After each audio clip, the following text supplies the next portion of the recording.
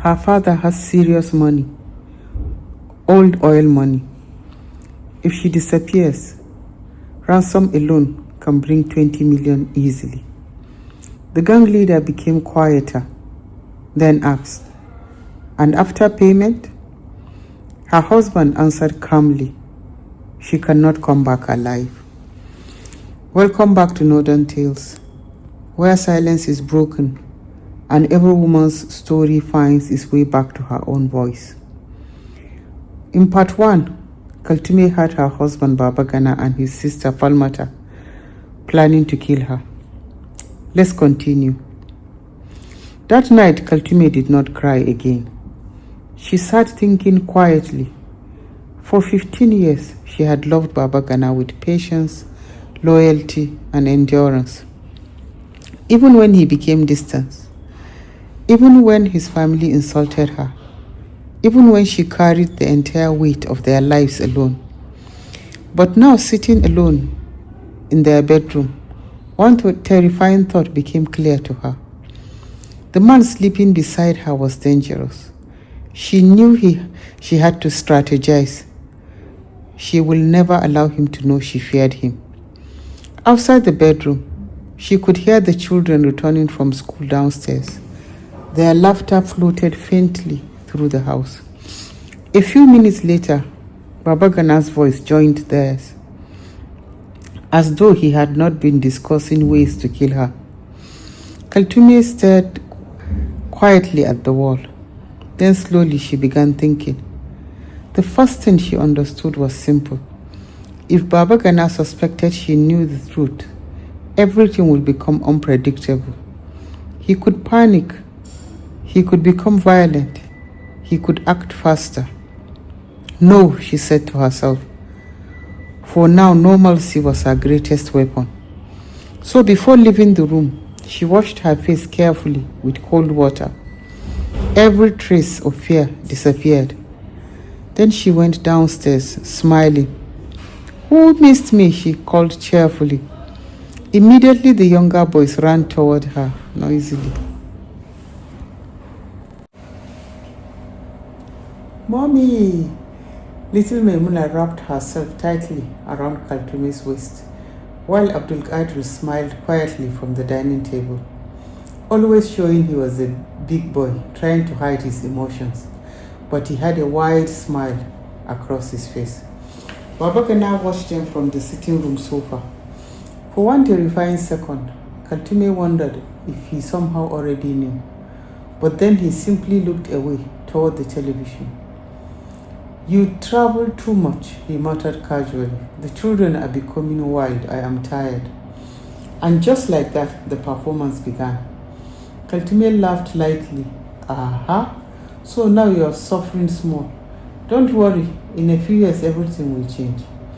Even she was shocked by how normal her voice sounded. That evening during dinner, she played her role perfectly.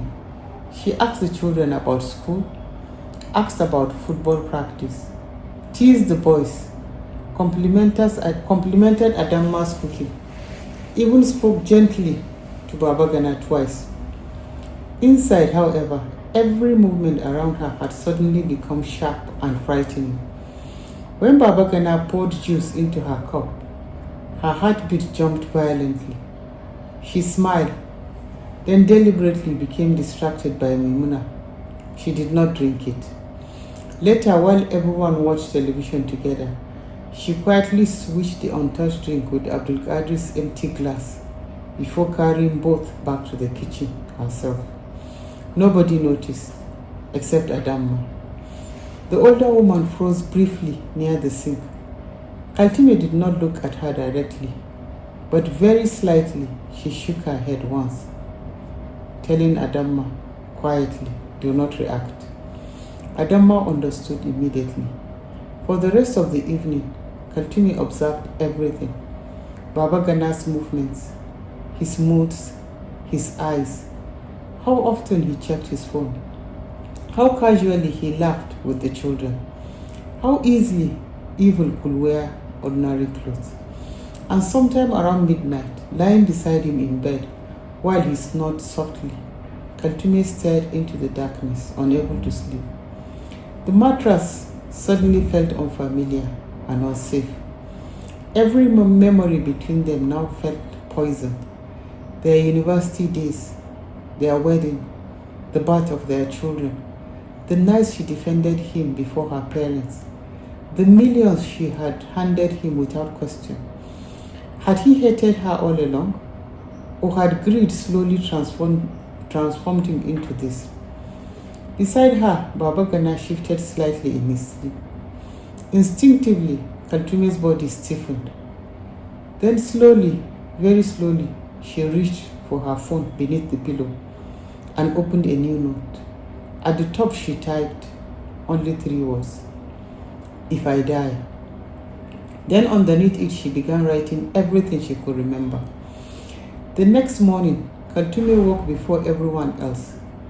For years, offshore work had trained her body to function on little sleep.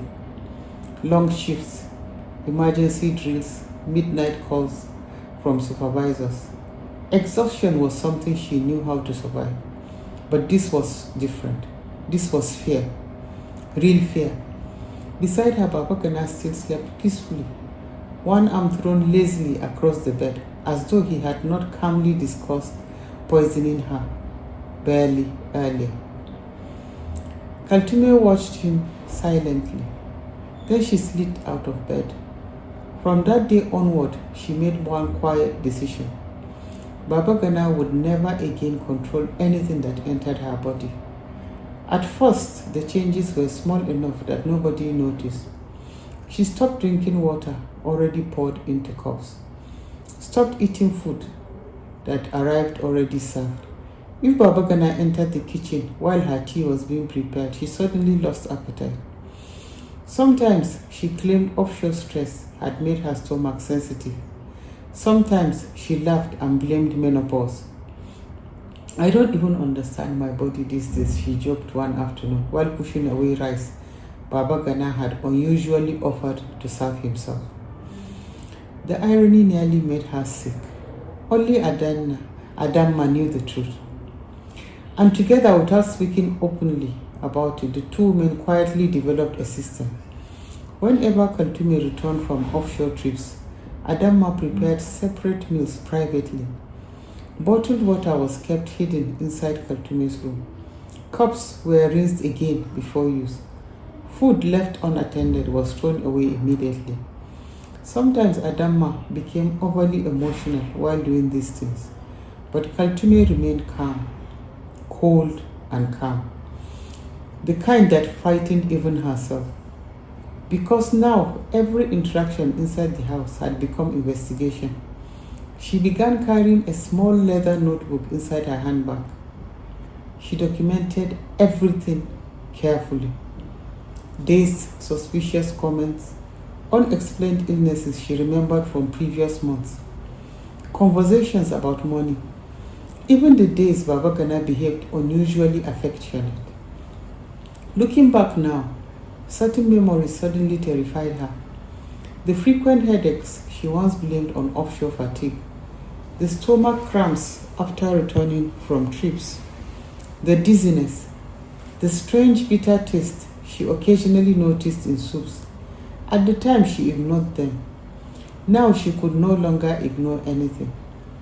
3 days later, while Babagana showered upstairs, Kaltume quietly entered his home office for the first time in months. Most of the time, he merely sat there pretending to work, scrolling through his laptop or watching YouTube videos while claiming he was studying consultancy proposals. But now Kaltume looked at the room differently. She opened a drawer and found a black notebook hidden beneath old engineering files.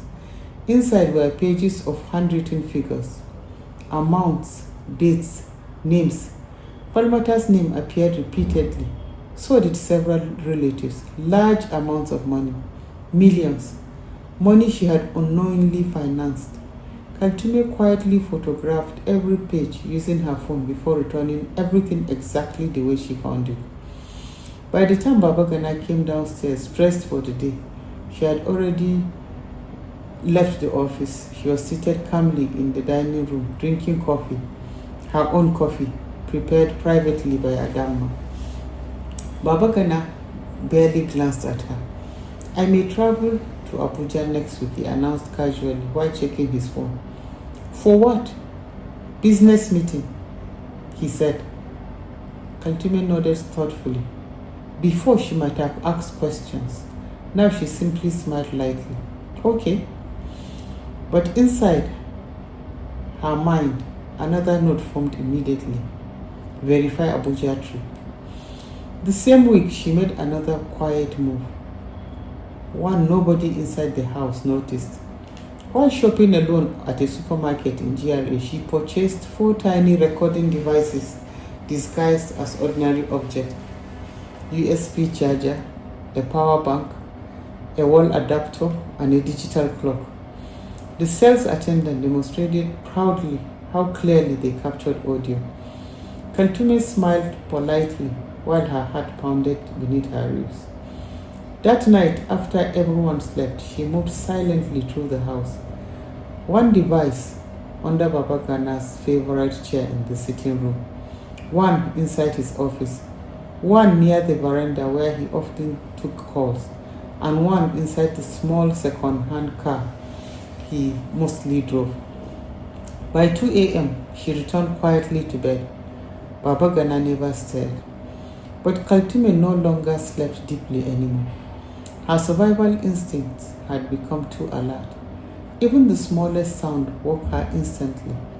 Sometimes she lay awake, listening to his breathing beside her, and wondered how close she had already come to death without realizing it. Then slowly, another terrifying realization began forming inside her mind.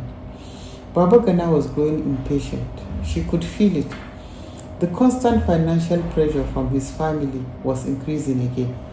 Falmata had called him 3 times that week alone, and twice now, Babagana had indirectly complained that Kaltume was becoming stingy, which meant one dangerous thing.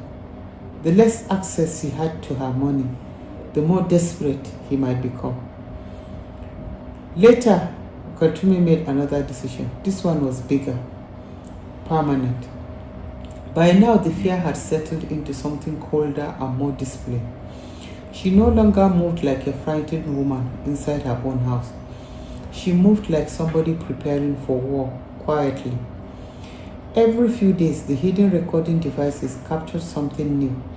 Arguments about money, insults about her, conversations with Falmata, complaints that she was changing. Babagana had even started monitoring her spending more closely. One evening in the sitting room, Kaltume overheard him muttering irritably to Falmata on speakerphone. She used to transfer money without stress before. Now every small thing, she starts asking questions.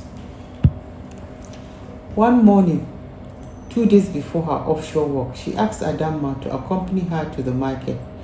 This is a usual ritual before she travels. She stocks the house with the kids' favorite snacks. But instead, Kaltume drove them to the bank.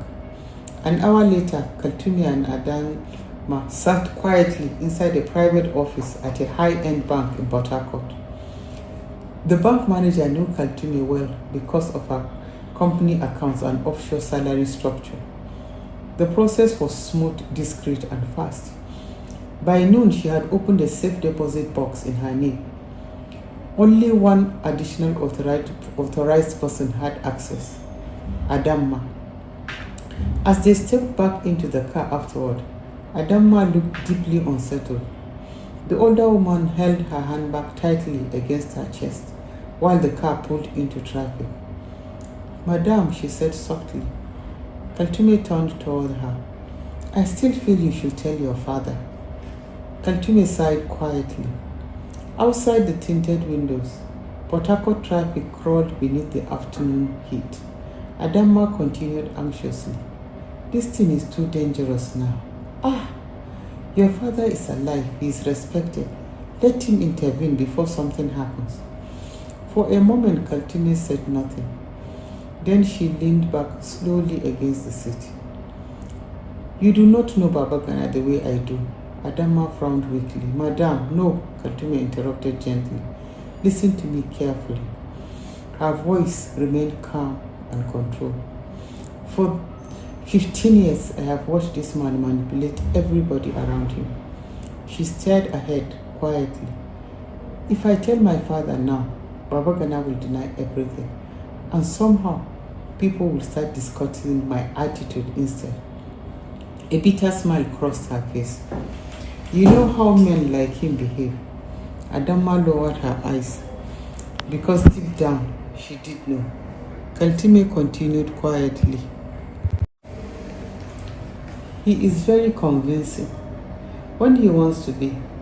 Before you realize it, people will say maybe I misunderstood the conversation. Or maybe his sister was joking. Or maybe stress from offshore work is affecting my thinking. She shook her head slowly. No, not yet. Adama's face tightened with worry. But madam, what if? If anything happens to me, Kaltume said calmly, my father will know everything. The certainty in her voice silenced the older woman immediately.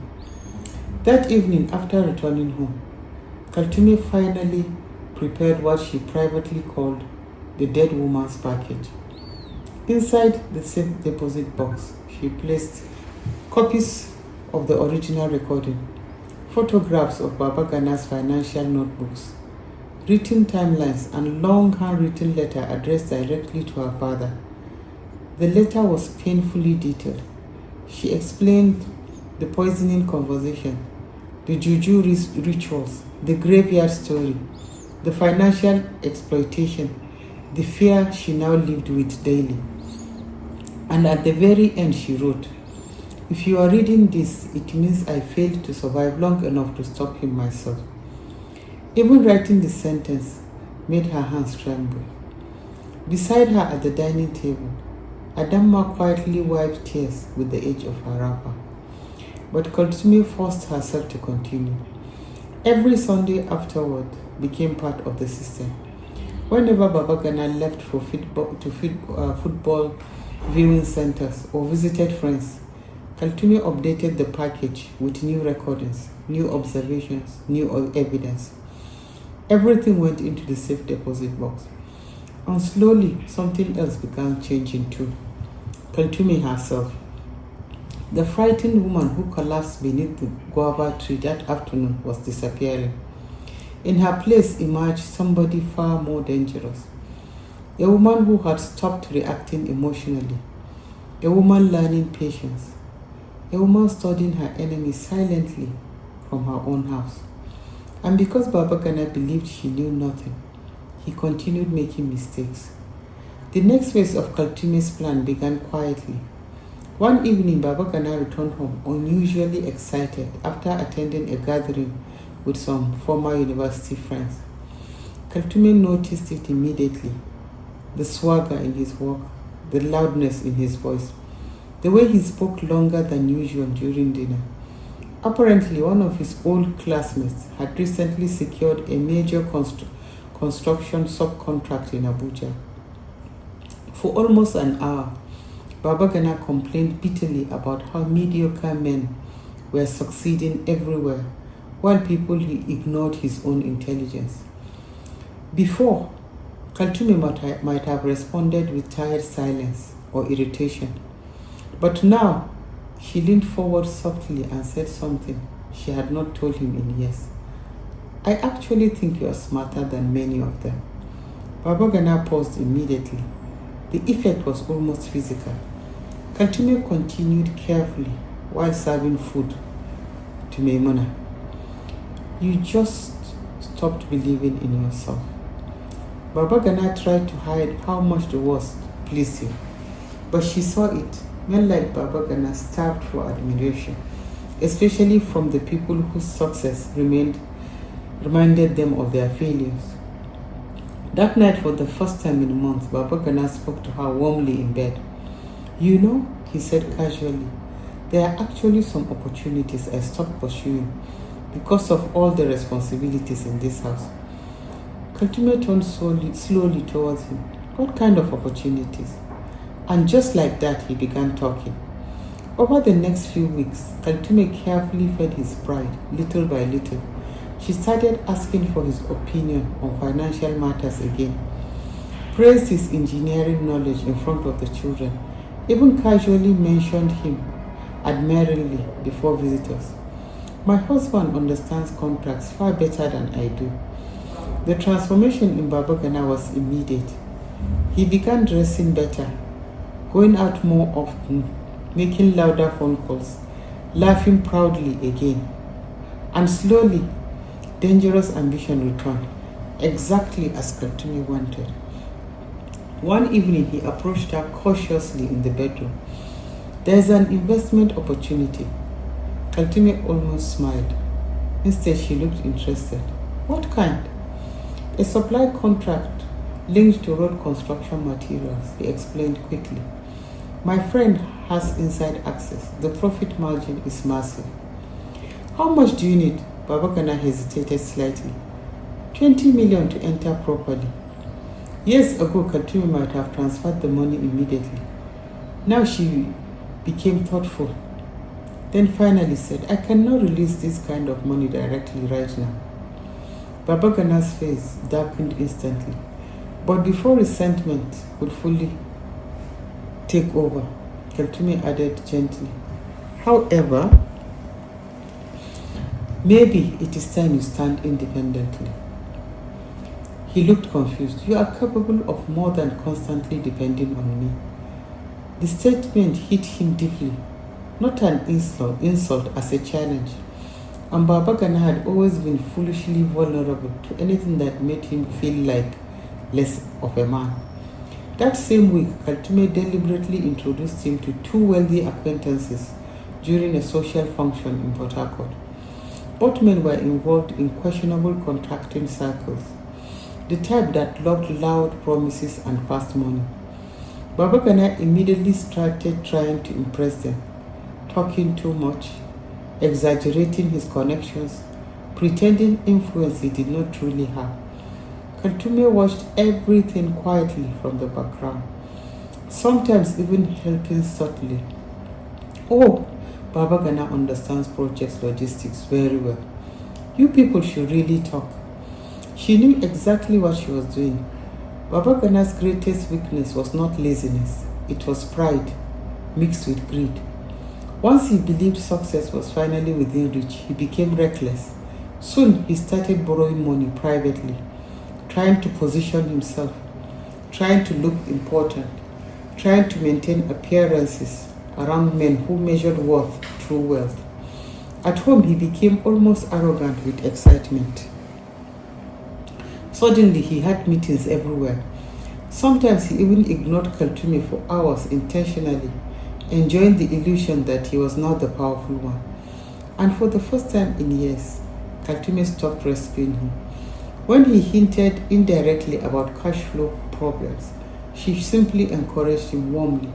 "You can handle it." Those four words became poison because Babagana mistook encouragement for trust. Meanwhile, Kaltume quietly moved assets away from joint visibility. Even some property documents quietly disappeared from the places Babagana expected them to be. He never noticed. He was too distracted, chasing importance. Then slowly, the cracks began. One contract failed after advance payments disappeared. Another investor accused Babagana of exaggerating connections he did not actually possess. A supplier publicly embarrassed him during a meeting. Then debts started multiplying. Calls increased. At night, Kaltume sometimes overheard him whisper fighting with Falmata on the veranda. "You told me this thing was guaranteed." "How is it my fault?" Falmata snapped back angrily through speakerphone. "You are the one pretending to be a big man everywhere." Soon, relatives who once praised him started demanding repayment. One cousin insulted him openly during a family gathering in Abuja. Another threatened police action over borrowed money. And still, Kaltume remained calm, supportive even. "Things happen in business," she said softly one night while Babagana paced the room angrily. "You will recover." But privately, She knew something Babagana did not yet understand. For years, she had been the invisible wall protecting him from consequences. Now the world was gone, and the world was finally touching him directly. The collapse began faster than even Kaltume expected. Within 2 months, Babagana's big opportunities had turned into disasters. The Abuja supply contract stalled after one of the contractors vanished with advance payment.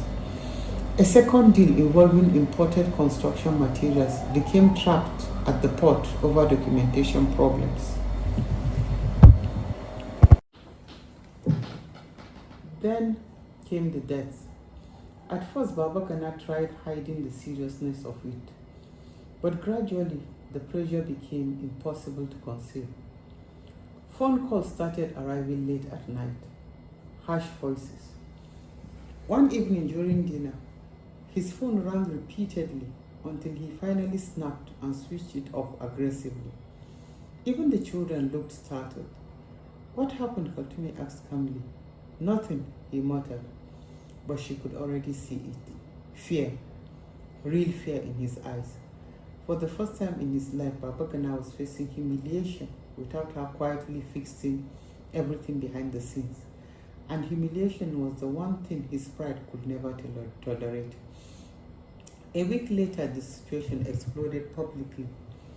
Kaltume returned from offshore to find Babagana pacing furiously inside the sitting room, while Falmata sat nearby looking tense. She was surprised. Nobody told her Falmata was coming to visit. Apparently, one of the men Babagana borrowed money from, introduced to him by Falmata, had confronted her openly in front of her husband during a family gathering in Abuja. According to Falmata, the man loudly accused Babagana of living off his wife while pretending to be a billionaire. The insult had spread through the family almost immediately. Now everyone was talking. Babagana looked shattered by it. For nearly an hour, he ranted angrily about betrayal, disrespect, and how people envied him. Then finally, he came to the real reason for the conversation. "I need liquidity, urgently," he said carefully. Kaltume sat quietly on the armchair listening. "How much?" she asked. 35 million naira. Even Falmata avoided eye contact while he said it. Kaltume almost admired the audacity. 35 million. Again, after years of failures, after years of carrying him financially, after the 50 million naira he has not been able to account for, after secretly plotting her death, but outwardly she remains thoughtful. Then slowly she sighed. "I honestly do not have that kind of liquid cash available right now." Babagana frowned immediately. "What do you mean?" Kaltume kept her tone calm. "Most of my money is tied up in investments, assets, long-term structures." That part was not entirely a lie. Over the past weeks, she had deliberately made sure accessible funds appeared far smaller than before. Babagana stared at her in disbelief. "But you work offshore." "Yes," Kaltume replied softly, "and offshore money also finishes." The statement irritated him immediately. "You have properties." She looked at him in shock. "I am not selling my properties." His jaw tightened. The atmosphere inside the room shifted dangerously. Even Falmata became unusually quiet. For several seconds, nobody spoke. Then Babagana lowered his voice. "You want me to become a laughingstock?" Kaltume looked at him carefully. The anger inside him was no longer hidden properly. It frightened her, but she refused to show it. "You are not a child, Babagana," she said gently. "Business has ups and downs." That sentence wounded his pride more than shouting would have. His face darkened instantly. "You are enjoying this?" Kaltume blinked slowly. "How can you say that? You think because you have money you can watch me suffer?" Before she could answer, Falmata suddenly stood up angrily. "Wallahi, this is wickedness." Kaltume turned toward her calmly. For one dangerous second, the two women simply stared at each other. Kaltume quietly stood up and left the room. That night, Babagana barely spoke to her. He stayed outside on the veranda, for hours, making tense phone calls while Kaltume pretended to sleep upstairs. Around 1:17 a.m., one of the hidden recording devices inside the veranda captured the conversation that changed everything. Babagana's voice sounded exhausted, desperate. "I am telling you, I am cornered now." Falmata answered immediately. "Then stop wasting time." There was a long silence before Babagana spoke again, quietly, dangerously. "I think we have to accelerate things." Kaltume's blood ran cold, listening through her earpiece the next morning. On the recording, Falmata lowered her voice. "What are you thinking?" Then Babagana spoke with frightening calmness. "The poisoning is taking too long." Kaltume stopped breathing. "If she dies now, everything comes to me anyway. But I need something that will not look suspicious." Falmata hesitated briefly. "So what now?" "We can arrange kidnapping." Even Falmata sounded startled. "But you said her company—" "No, listen," Babagana interrupted quickly. "Port Harcourt is dangerous already. People disappear every day." His breathing sounded shaky now. "Or armed robbery, something controlled, fast, no long sickness." Kaltume pressed her hand against her mouth. Her heartbeat pounded violently inside her chest. On the recording, Falmata's voice became nervous for the first time. "This thing is becoming risky." But Babagana sounded almost angry now. "You think I have a choice? Do you know how many people are calling me every day?" There was another long silence. Then finally he said the words that terrified Kaltume most of all. "I cannot afford to fail now." For the first time since hearing the recordings, Kaltume finally admitted something to herself. She could no longer handle this alone. The realization came after 3 sleepless nights. 3 nights of lying beside a man who was now openly discussing kidnapping and armed robbery as possible ways to end her life. Fear had changed shape now. Before it was certainty, now it was urgency. And Kaltume understood something dangerous about desperate men. Once cornered financially, they became unpredictable. Especially men like Babagana, whose entire identity depended on appearing powerful. 2 days later, Kaltume requested a private meeting at her company headquarters in Port Harcourt. Not with management, but with security. The head of executive protection was a man named Nkem. Most staff barely noticed him because that was exactly how he operated. Quiet, calm, always observant. He managed security arrangements for foreign executives working with the oil company, especially expatriates flown in from America and Europe for offshore operations, high-risk movement planning, surveillance detection, secure transport, threat assessment. People joked that Nkem could walk into a crowded room and remember every face inside it. That morning, Kaltume sat across from him inside a small secured office deep within the company building. For several moments, neither spoke. Nkem simply waited patiently. Then slowly, Kaltume told him everything. The recordings, the poisoning, the juju rituals, the kidnapping discussion. Even saying the words aloud made her feel unreal. At one point, Nkem leaned back slightly in his chair and folded his hands quietly beneath his chin. But his expression never changed. When she finally finished speaking, silence settled between them heavily. Nkem asked calmly, "What exactly do you want from me, Madam Kaltume?" The question surprised her. He was too calm. Kaltume looked at him steadily. "First, I want to stay alive. I will pay anything. I want it to be discreet. Please, this is a personal matter, just between us." Nkem nodded once. "And second?" She swallowed hard. "I want Babagana caught." The room became very quiet. Nkem studied her carefully for several seconds. Then finally he spoke. "Do you believe he's capable of acting so?" "Yes." Nkem nodded slowly again. "Then we treat this as an active threat situation. Immediately his tone became more professional, more precise. From this moment, you do not move casually anymore. Kaltume felt her heartbeat increase slightly. Nkem continued calmly. You will vary routes. No predictable movement. No isolated stops. No eating or drinking outside controlled environments. If your husband suddenly becomes unusually affectionate, or insists on private outings, you inform me immediately. Kaltume stared at him quietly. The terrifying thing was how serious he sounded, as though situations like this were not unusual to him. Nkem reached for a notebook. You mentioned recordings.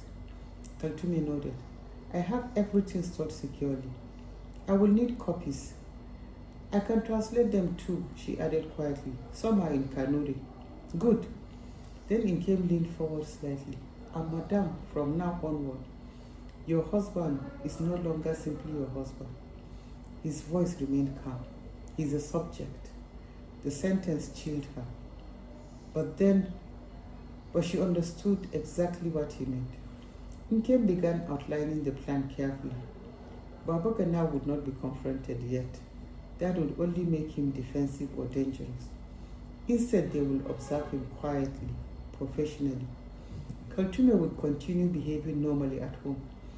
Meanwhile, Nkem's team would begin monitoring Babagana's movements, identifying frequent contacts, documenting meetings, tracing suspicious associates, and watching for signs of criminal coordination. If kidnapping is truly being planned, Nkem said calmly, he cannot execute it alone. Kaltume's stomach tightened. Nkem continued. People who arrange these things usually need logistics. Things like vehicles, street contacts, local criminals, communication chains, money movement. We follow the network. For the first time in weeks, Kaltume felt something strange rising beneath the fear. Control. Nkem's voice remained steady. We do not rush. Desperate people expose themselves when pressure increases. And your husband is already under pressure. Then he asked quietly, does he know you're afraid of him? Kaltume shook her head immediately. No. Good, Nkem replied. This is currently your greatest advantage. By the following week, surveillance had already started. Unmarked vehicles occasionally appeared near Babagana's usual locations. Plainclothes operatives rotated discreetly around Kaltume's movements without drawing attention. One man posed as a fuel station customer near the estate. Another occasionally sat inside a nearby roadside lounge, drinking beer for hours while watching entrances and exits. Babagana noticed nothing. At home, Kaltume continued the performance perfectly. She discussed the children. She asked about his business recovery. She still acted concerned whenever he complained about deaths. Sometimes she even encouraged him subtly. You'll overcome this phase. Meanwhile, unknown to Babagana, his world was slowly tightening around him. Every late night meeting, every suspicious phone call, every movement, someone was now watching. By now, Nkem's team had built a timeline. Every movement Babagana made over the previous 3 weeks was now marked carefully across reports, photographs, and surveillance notes. And one thing had become painfully obvious. Babagana was running out of time. The pressure around him was becoming unbearable. Debt collectors had started appearing physically now. One even followed him home from GRA one afternoon before turning away near the estate gate.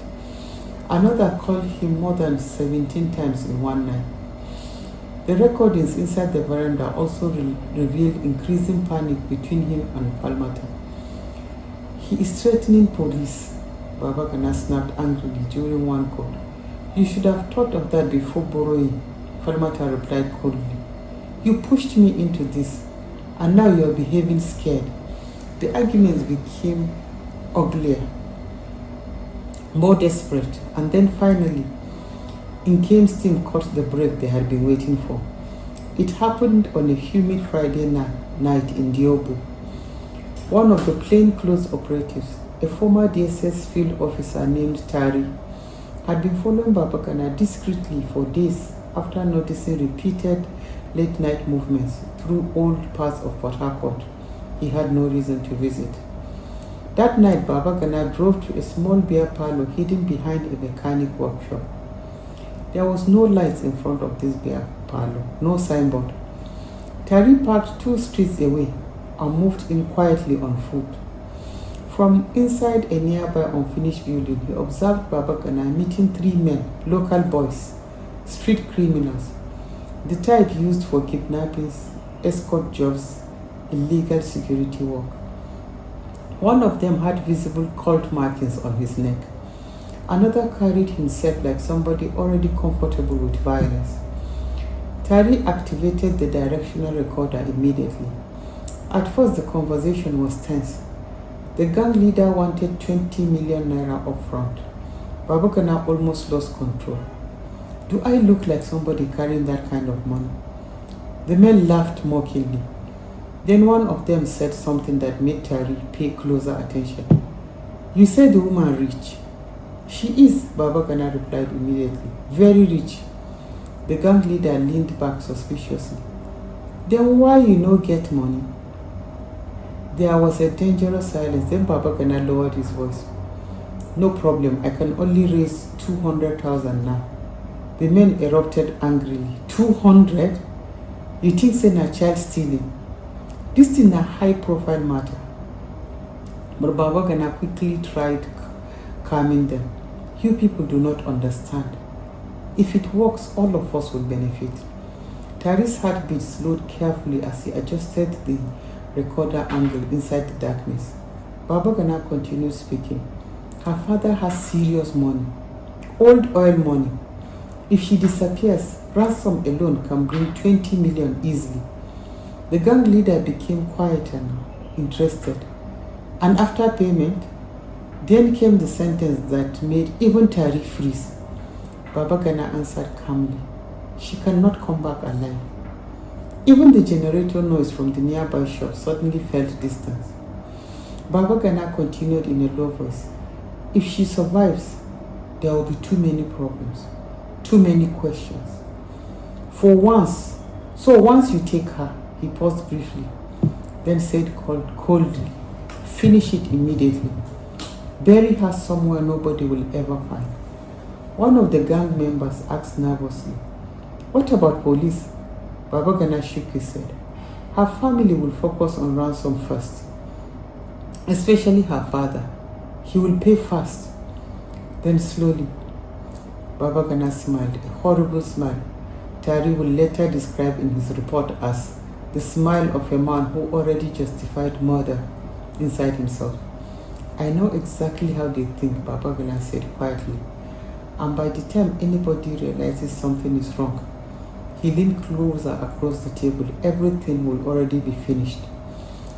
Back inside the surveillance vehicle, nearly 40 minutes later, Tari replayed the recording twice before calling Nkem directly.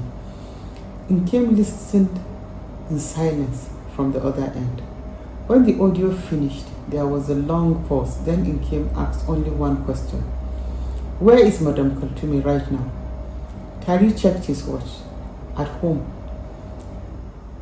Then Nkem's voice changed completely, sharp, urgent. Move immediately. Because if Babagana has already crossed this line, then the operation may no longer be theoretical.